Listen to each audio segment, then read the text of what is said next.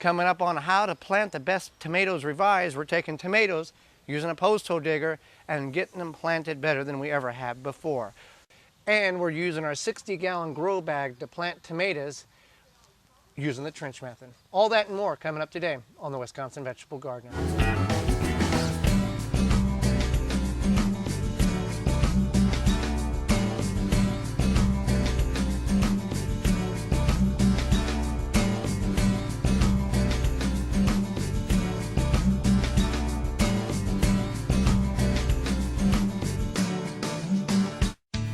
The Wisconsin Vegetable Gardener is sponsored in part by, for all your non-GMO, heirloom, organic, vegetable, flowers, and herb seeds, visit dollarseed.com.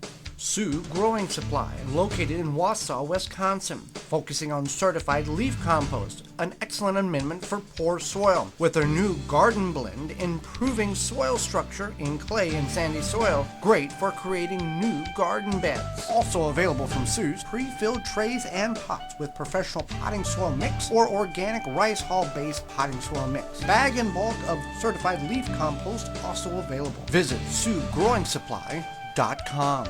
Don't poison your soil with municipal water. Attach a body, mind, and soil hose and filter.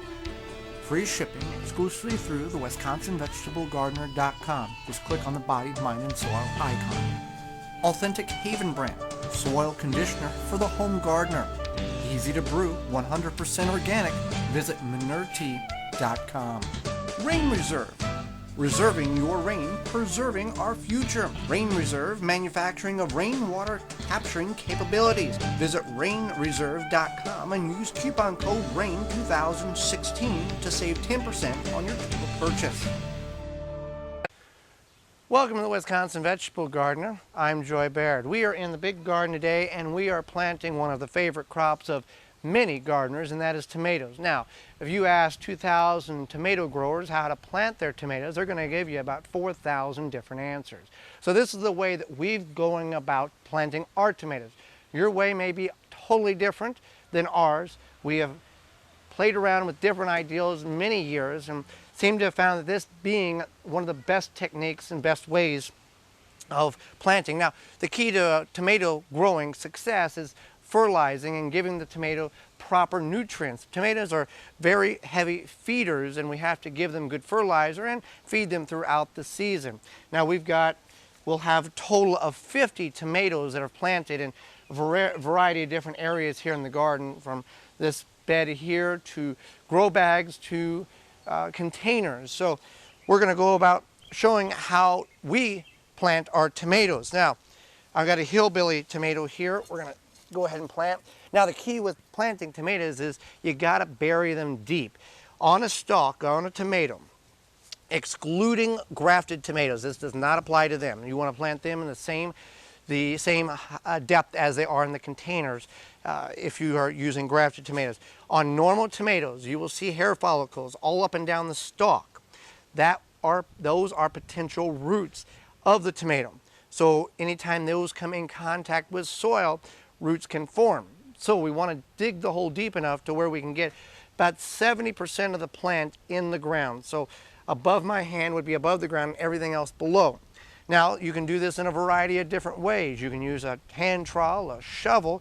We found a post hole digger seems to be the best tool for this job. Remove the cage here. Now, a post hole digger, you can purchase these at your local home and garden center, or maybe a friend has one. This is used to dig post holes on the farm. Back years ago, this was the tool that farmers used to encase their whole property with wooden fence posts that they would cut out of the woods. So it's a lot of work. They would dig 4 or 5 feet deep with this and put their post in and backfill and the whole thing.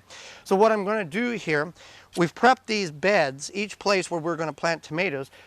Many weeks ago, we've put a shovel full of Sioux Growing Supply compost, certified leaf compost, a trough full of coffee grounds, and a partial handful of sulfur pellets just to knock the pH down a little bit, fast-acting sulfur. Not really required for you, but tomatoes really like a sulfur pH about 6.5 to 6.8 really is optimal growing there. If your ground is 7, 7.2, 7.3, you'll be fine. Just we're working on the premise of trying to get it to where the tomato is going to be the happiest. So all I'm going to do is I'm going to take the bucket here, and everything I dig out of the hole will go in the bucket, so I can backfill and use that same soil as a backfill. So all we're going to do is just dig a hole. Now the nice thing about this post hole, doing it the post hole digger way, is you're going to get a nice clean round hole. And you can go on some of these tomatoes that are really leggy. I've went down almost 14 inches and planted them. Now the main thing here is you don't want to dig down and hit clay about 4 inches down and keep digging, because these tomatoes are not going to grow very good in clay. So if you have very minimal soil, good soil, you may not want to dig them as deep. You may want to lay them on the side in the first couple inches of soil like this, bury the stem, and then have all of this in that top layer of soil, 3 inches down, let's say, and then have this grow vertical, and that would be your plant. We've got decent soil here, so we're going to bury them deep. There is some rocks here, and that's the nice thing about putting the soil in a bucket. You can kind of pick this stuff out that is far too big that you really don't want your roots to grow into. Takes a little work. Now just imagine you're doing this all day long, wrapping a 40-acre or 100-acre field with fence posts every 20 or 30 yards. Can be a pretty tough day of work. We've got some rocks here, but it's not a big deal. Okay, take our tomato. I'm going to set it in there first, just see where we're at. And that doesn't look too bad. Now I'm a good 12 to 14 inches deep here. So what I'm going to do here, and there's the process that we're going to follow. Okay, so what I'm going to do, height-wise, we're in good shape. So I'm going to backfill just a little bit with some certified leaf compost at the bottom of the hole, just to add a base to it. Again, we are 14 inches deep, 12, 14 inches. So I'm going to add about half inch of compost there. And then I'm going to take some bone meal, do the applicational rate of the bone meal.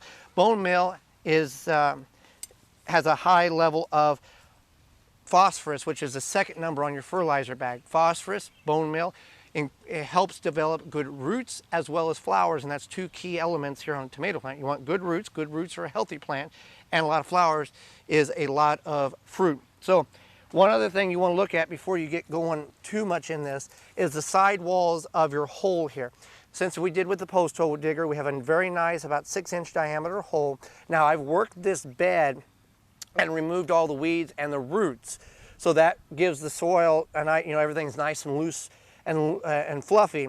Also, your soil, you want to kind of examine in the hole what your soil kind of looks like. Everything here, there's some clayish levels in there, but nothing to the point where it's solid clay. There's some mixture in there, so it's good. It's just something to keep in mind of how your layers of soil are in your garden.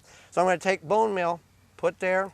Then I'm going to take enough compost just to cover the bone meal so it's not coming in direct contact with the roots, so the roots can grow into it, yes, but we're not directly making contact immediately. And then we're going to add some other fertilizer as we fill the hole in. So we're going to take our plant.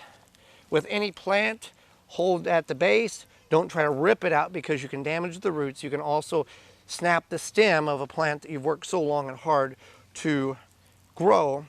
And we're going to got it in the root maker here. I'm just going to take just push out, just to assist it a little bit. There we go. It's letting loose now. There we go. And place it in the hole here. So everything that's going to be below soil level, we're going to remove the stems on, because we don't need the stems by composting in the soil around the plant. So we'll take this one off. I'm going to take this one off too. Well, yeah, I'm going to take this one off halfway because it's going to touch the soil.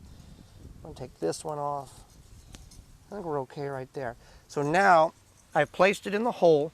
Now I'm going to backfill around the top portion of the roots with more leaf compost just to give it a good fertile start. Now I'm going to start using the native soil that we have and backfilling it that way. Remove any roots that you see. There we go. And be very, very cautious and careful with this because there can be chunks that will fall in, hit the stem, and snap it off. I've had that happen. So we want to hold the plant here and gradually feed in any rocks that you see. Get rid of those. And you want to fill in about halfway full.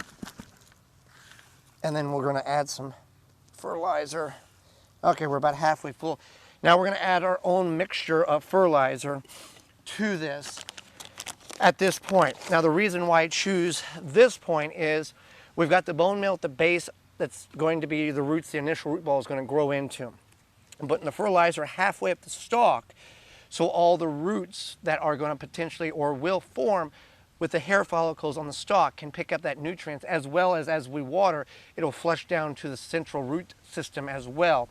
And then also the roots can pick up the nutrients that when we top dress it or fertilize it through the season, it'll also pick that up too. So I'm using the applicational rate for what we've figured out, and each fertilizer that you choose, we're using an organic based fertilizer. You want to figure out what's going to be best for you. Is your soil lacking in one nutrient or another? Do you want an all-purpose fertilizer? If you're new to tomato growing, new to gardening, get an organic, all-natural, neutral-based fertilizer. An all-complete fertilizer would be best. Then I'm going to take a scoop of Epsom salt, put in there. Epsom salt is magnesium sulfate. It doesn't help the plant in the aspect of giving it calcium. It helps the plant pick up the necessary calcium in the soil around it, as well as consistent watering will also enable the plant to pick up the calcium in the soil, which in turn will prevent your plant from getting blossom rot, which is that beautiful red tomato or yellow tomato and the black rotten portion underneath. That's a lack of calcium. So we got that. Now we're just going to backfill again around the stem. Be very careful with it. And then you're going to have excess soil here, also big rocks. So what you want to do with the excess soil is basically just kind of mound it around the stem here. There we go. Just be very careful that we're not breaking the stem off. Okay. Remove that leaf. Now in the next day or two, this plant that is tilted this way will right itself as the sun passes over. It'll be fine. We also want to add whole grain cornmeal to the top level of the soil before emulsion. Now this is something that may be new to you. Whole grain cornmeal, yellow whole grain cornmeal, has a beneficial bacteria in it called trichoderma. Now this will greatly reduce the chances that your plant is going to get early blight. Early blight is a bacteria or fungus in the soil that splashes up on your tomato plant and causes the leaves to get spotty, and then by the end of the season the leaves die off and you got a plant with a bunch of fruit on it and just stalk. So this will greatly reduce the amount of early blight that your plant will get, because the beneficial bacteria in the whole grain cornmeal will fight the bacteria that's in the soil. All soil has this. And again, 90% of the problems your tomato plant will face during its growing season is from soil splashing up on the leaves. So by putting this application of whole grain cornmeal down, as well as a barrier of mulch, dry grass clippings, straw, shredded leaves, it will greatly enhance the health and the productivity of your tomato plant. Now, if you're using grass clippings, these are in the process of drying. They've been drying for about 2 days, so it's not like we just mowed them. They are greenish right now. You want to bring in grass clippings if you're using that as a mulch that has not have seed pods developed on them. By doing that, you're going to bring in seeds in the garden, and you're not helping yourself at all, because you're going to have more weeds grow. In addition, you want to make sure that the grass clippings that you are using are not been chemically treated. The lawn hasn't been chemically treated, because that will also bring that in. You put it around your tomato plant, it's going to affect the plant, affect the soil, and you're really going to be two strikes against you. So this is how we plant our tomato. Then we will put our tomato cage around it. Any tomato type of cage structure you want to put around it to get the plant up off the ground so it can get more air circulation, more sunlight to ripen the fruit better, and you'll have more tomatoes come the end or middle of the summer. When growing in containers, you want to have a container that's adequate size for the particular item that you're growing. We're going to be putting tomatoes in this High Five from Rootmaker. It's an innovative device that helps air prune the roots. More roots means more fibrous roots, means a healthier and happier and more productive plant. So we filled this up with certified leaf compost. We're going to be growing strictly leaf compost, and we're going to grow this Eckert Polish tomato. It's an heirloom, very red tomato, very nice, round, large tomato. Now with planting in containers, it's a little different than planting in the ground, meaning that you've got good, rich, fertile soil here. We're still going to add some amendments, some fertilizer, to help it grow better. In addition to adding that now, we still will have to fertilize it about once a month in the top 2 inches and water it in, because in a container, as you water, the soil, the moisture pulls the nutrients out of the soil and flushes it out, just the way it works. Now we're putting this in one of the walk paths here in our garden. You can put this anywhere you'd like, just want to make sure it has as much sunlight as possible. Minimum 6 hours, more preferably 8+ hours of sunlight. So we want to dig this deep. We're going to dig the hole deep, because all hair follicles on the stem can and potentially will put roots on. And more roots is a happier plant. So I'm just going to remove some of this compost from the center here. Now I am also going to add, even though this is good rich compost, I'm going to add some bone meal that will also increase root development and flower production. And both of those are important, because that's the key elements here to growing a tomato. So put a little compost on top of that, so we're not in direct contact with the fertilizer. Remove this out of its container and plant it. Now if you have any stalks or any limbs that's going to touch the soil or be beneath the soil, go ahead and remove them. That's not going to hurt the plant at all. Now I'm going to go, before I put any more soil on their compost, I'm going to add some Epsom salt to this. Helps the plant pick up the necessary calcium. Also, regular watering will also do this. If you have adequate calcium in your soil and you don't water on a regular basis, or it doesn't rain, it locks it out and the plant can't pick up that calcium, and that's where you get blossom end rot, the rotten portion at the bottom of your pretty tomato. So by doing this, the magnesium sulfate helps the plant pick up the necessary calcium that is needed. You can also use powdered milk at the time of planting as well at the bottom of the hole. So everybody who plants tomatoes has their own unique way. This is the way we're doing it. I will add a fertilizer here to help the plant, feed the plant. You can use an all-round organic based fertilizer. And now I'm going to backfill this, and I may add a little bit more compost to top it off. There we go, that's better. That's good. Now, before I'm done here, I want to do 2 more things that is very important to the health and well-being of this tomato plant. One being adding a handful of whole grain cornmeal on the top of the soil. Whole grain cornmeal will help prevent the blight that's in your soil. Also has blight, that's the discoloration of your leaves as it crawls up the plant. It's a bad bacteria in your soil, and the beneficial bacteria in the whole grain cornmeal will counteract that and greatly reduce it. Now another way, in addition to whole grain cornmeal, to greatly reduce the amount of splash up, which is what your plants, 90% of your problems that you're going to face is soil splashing up in your plants, use dry grass clippings as a mulch, shredded leaves as a mulch, straw, any type of organic material as a mulch. You're holding the moisture in the container. In addition, you're putting a barrier between the soil and the tomato plant, and that's going to make your tomato plant a whole lot happier. In addition, we're going to cage this tomato so we can get it up vertical, add some support, so we can get more luscious fruit off of it.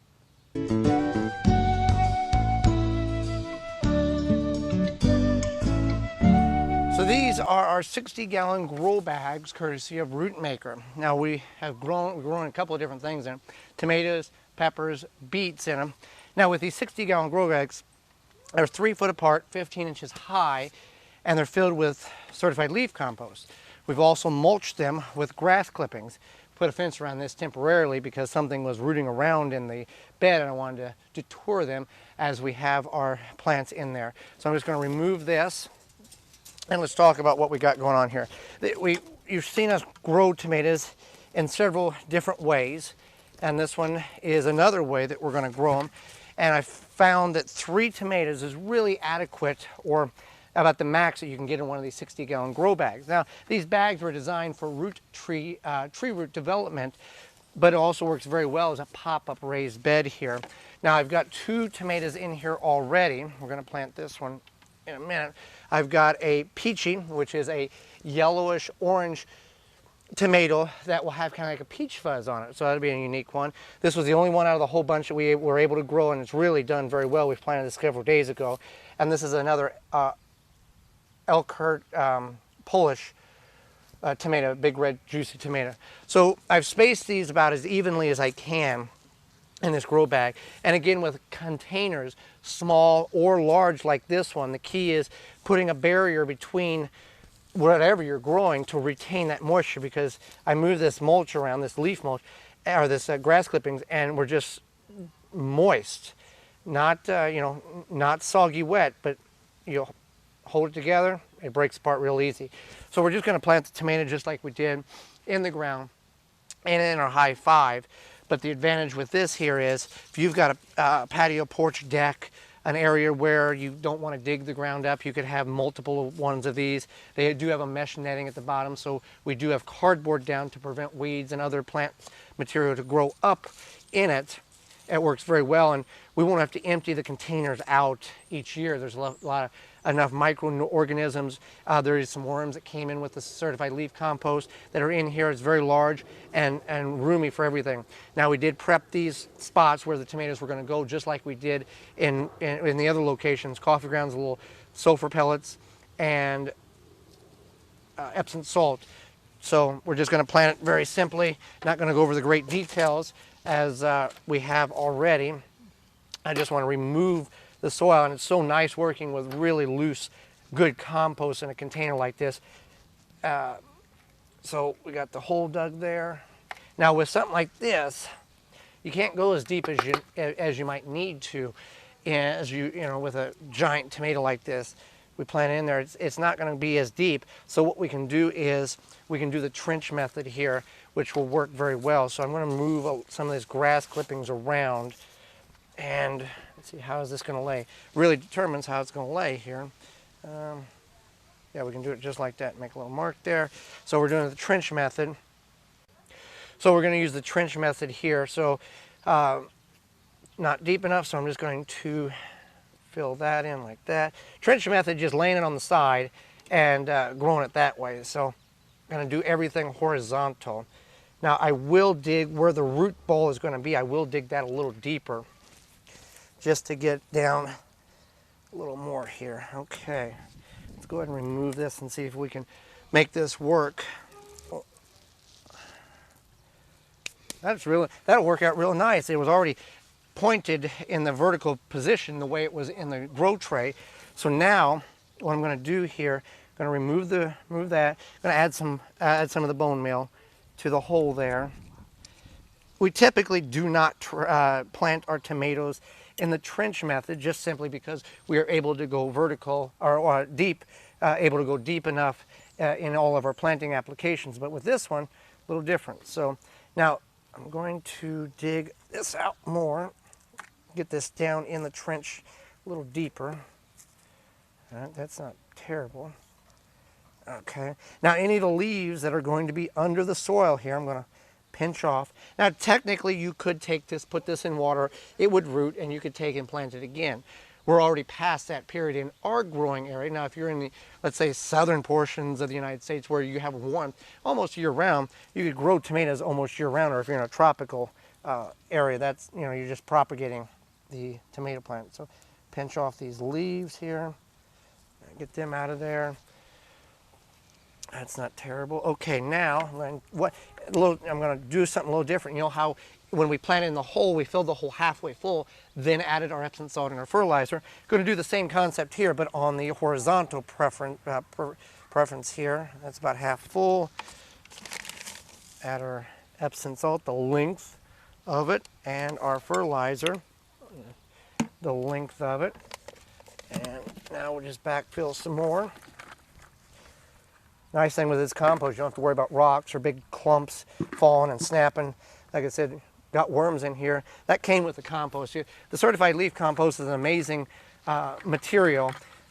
You're not going to find earthworms in your compost you buy from your big box store. It just simply is not going to happen. That's because they ship it all over the country. It sits there for who knows how long, and the care is just not put in it like this leaf compost is from Sioux Growing Supplies.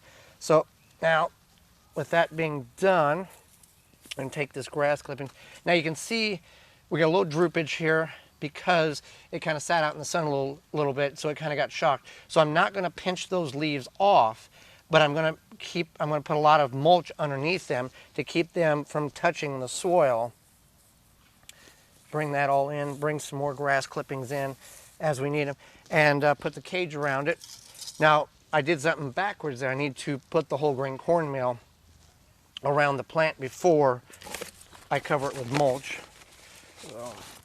And it's the same with the compost. All soil has that, the fungus that creates early blight. All right, so that's better there. Now we'll put the cage around it and call it good. Well, thanks for watching. Join us again next time for more organic gardening and food production. I'm Joy Baird, and this has been the Wisconsin Vegetable Gardener Tomato Special. For more information, please visit thewisconsinvegetablegardener.com.